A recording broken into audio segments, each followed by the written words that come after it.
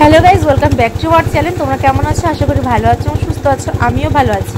তো কেন ভালো থাকবো না, ঘুরতে এসেছি আর প্রচণ্ড পরিমাণে ঘোরাঘুরি করছি। তো এখন আমরা সবাই মিলে যাচ্ছি একটা ভ্যানে করে উদয়পুর বিচে। তো চলো এখানে যাওয়া যাক, আর ওখানে গিয়ে কী কী করি আজকে সেটাই তোমাদের সঙ্গে শেয়ার করব। তারপরে আবার বিকালে বেরাবো পার্কে, আবার রাত্রেবেলা বেরিয়ে যাবো বাড়ির উদ্দেশ্যে। তো যাই হোক, দেখো চলে এসেছি। সামনেটা না দেখা যাচ্ছে না, পুরো কুয়াশা, সমুদ্র যে মনেই হচ্ছে না। আর দেখতে পাচ্ছ চারিদিকটা খুবই সুন্দর।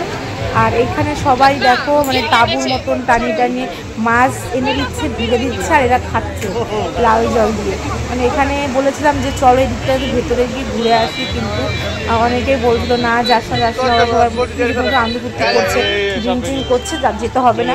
তো যাই হোক, এখানে আমার যাওয়ার খুবই ইচ্ছা ছিল, একটু চিংড়ি মাছ খাওয়ার ইচ্ছা ছিল। এখানে গিয়ে মানে যেটা বাড়ি বসে দেখি সেটা ভাবি যে ওখানে যদি যাই তাহলে এটা করবো সেটা করবো, কিন্তু সেটাও হয় না, পুরো উল্টো হয়ে যায়।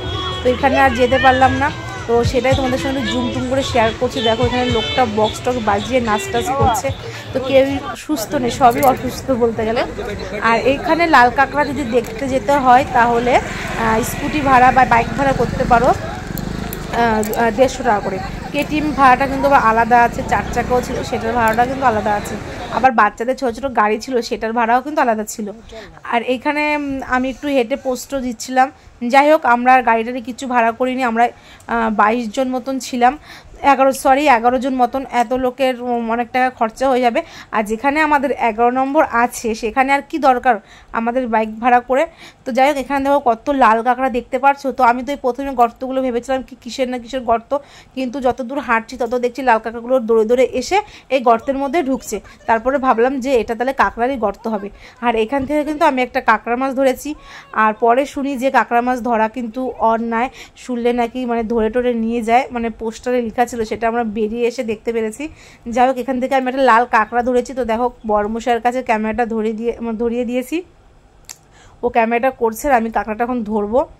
তো ধরে সবাইকে দেখিয়েছি। আর কাঁকড়া মাছটা আমি প্যাকেটও করে নিয়েও এসেছি রুমে এসে জায়মুকে দিয়ে দিয়েছি। জায়মু সেটা কী করেছে আমি আর জানি না।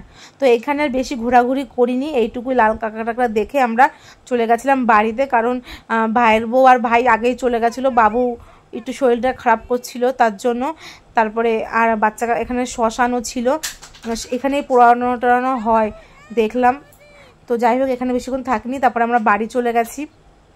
আর এখানে আর একটা বড় লাল কাঁকড়া আমরা দেখেছিলাম, সেটা গর্ত খুঁড়ে আনতে গিয়ে কাঁকড়াটা মানে মরেই গেছে, গায়ে আঘাত লেগেছে, কাঁকড়াটা দুখণ্ড হয়ে গেছে।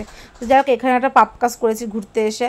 কি দরকার ছিল, কাঁকড়া মনে হয় জীবনে আমরা দেখেছি কিন্তু লাল কাঁকড়া দেখিনি, এটাই যা। কিন্তু এতটা বাড়াবাড়ি করা আমাদের ঠিক হয়নি কাঁকড়া ধরতে গিয়ে। তো যাই হোক, এখান থেকে আমি বাড়ি চলে যাব। তো টাটা, আজকের মতন ব্লগটা আমি এখানে শেষ করছি। যদি তোমাদের ব্লগটা ভালো লেগে থাকে অবশ্যই কিন্তু লাইক কমেন্ট অ্যান্ড শেয়ার করো। আর কারা কারা দীঘায় এসছো ঘুরতে অবশ্যই কিন্তু কমেন্টে জানিও। তো টাটা, দেখা হচ্ছে পরের কোনো ভিডিওতে। পরের বলতে পার্কে যাব, সেই পার্টটা তোমাদের সঙ্গে শেয়ার করব। তো চলো টাটা, বাই বাই, দেখা হচ্ছে অন্য কোনো ব্লগে।